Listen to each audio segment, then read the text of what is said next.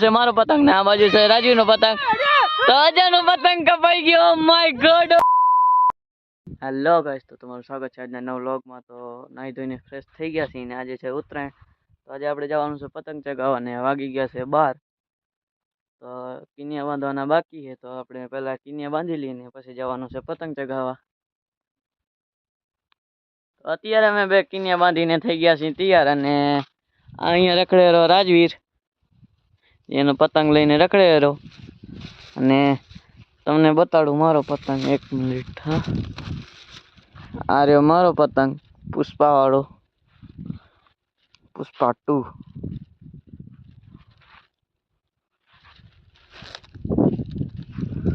ને આ છે રાજવીર નું પતંગ. અત્યારે હું લઈને આવી ગયો છું આવા દોરા, આપણી દેશી ફિરકી. અને આ ફિરકી થી હું જો એકેના પતંગ જો ચગવા દઉં તો તમે જોજો, હવે ખબર પડે એ ચારે ને એકો એક પતંગ ને કાપી નાખો ધડાધડ, જાણે એક પતંગ ના રહેવા દઉં ઉપર. આ અધર છે ઘડીક વાર માટે, હમણાં એકો એક કાપી નાખું જો એટલે બસ ખાલી તમે. તો અહીંયા મેં પતંગ ચગાવી નાખ્યો અને બધા દોરા મૂકી દીધા છે. હવે જોઈએ પતંગ શું કરે. જો ગયો તો જાય આપણા બધા દોરા ને પતંગ. અને ઉ બાજુ રાજવીર ચગ્યો નતો તો હવે ગયો લખો ચગાવવા પતંગ ને. તો રાજવીર ચગાવી દીધો. અને આ બાજુ વિકાનો પતંગ પડી ગયો તો એ મંડી ગયો વીંટવા.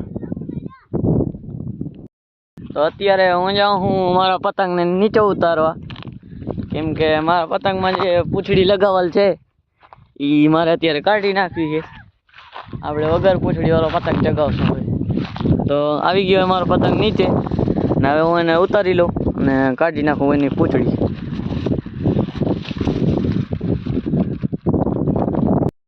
તો અહીંયા મેં વગર પૂંછડી વાળો પતંગ ચગાવી દીધો છે. અને લગભગ બધા ફિરકીના દોરા બધા મૂકી દીધા છે, ઢીલ દઈ દીધી છે બધી હાવ.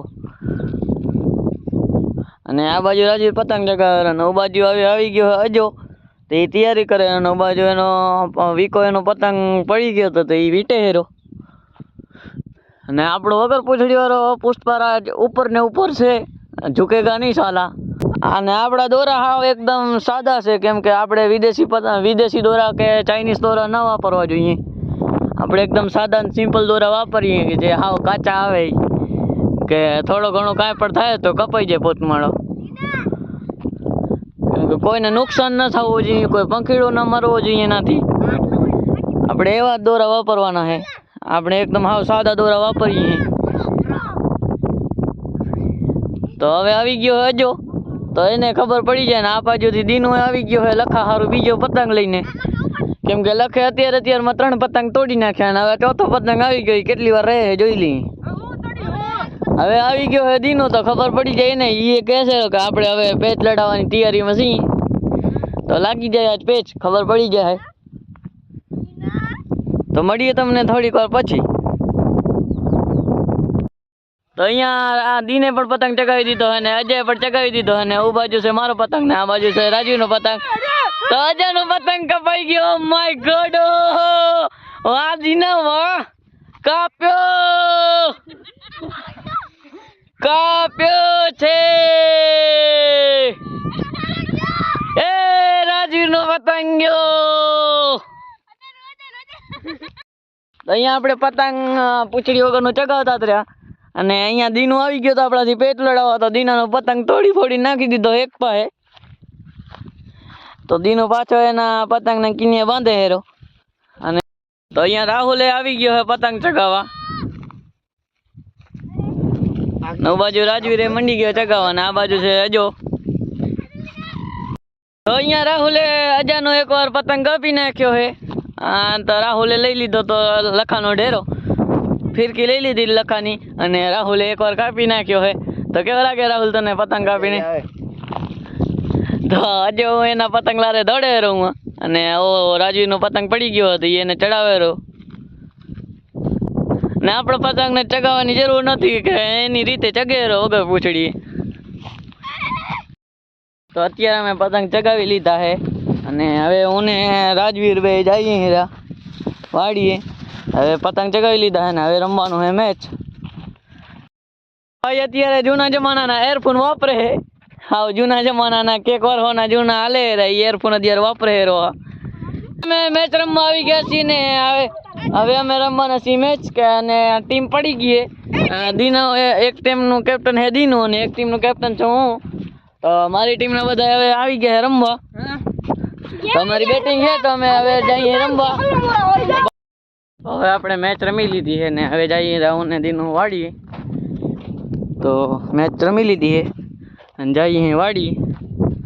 તો તમને વાડી જઈને મળીએ. અત્યારે આપણે જવાનું છે રાજવીરને મૂકવા. તો એ 2 દિવસની રજામાં રોકાવા આવ્યો હતો ને હવે આપણે જઈએ છીએ રાજવીરને મૂકવા આપણી ગાડી લઈને.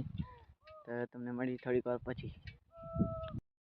અત્યારે હું રાજવીરને મૂકીને આવી ગયો છું પાછો વાડીએ ને હવે જાઉં છું દીનાની વાડીએ. તો અહીંયા બધી ફોજ રમે રહી. અહીંયા કામો લખો વિકો દીનો અને આ ગોલું મોલું અહીંયા આપણે દડો ઉડાડે રો. હું કહે ગોલું મોલું એ ગોલું મોલું આ છે દિનેશભાઈ ની અત્યારે ઈંધણા ઉપડે હેરો. આમ જો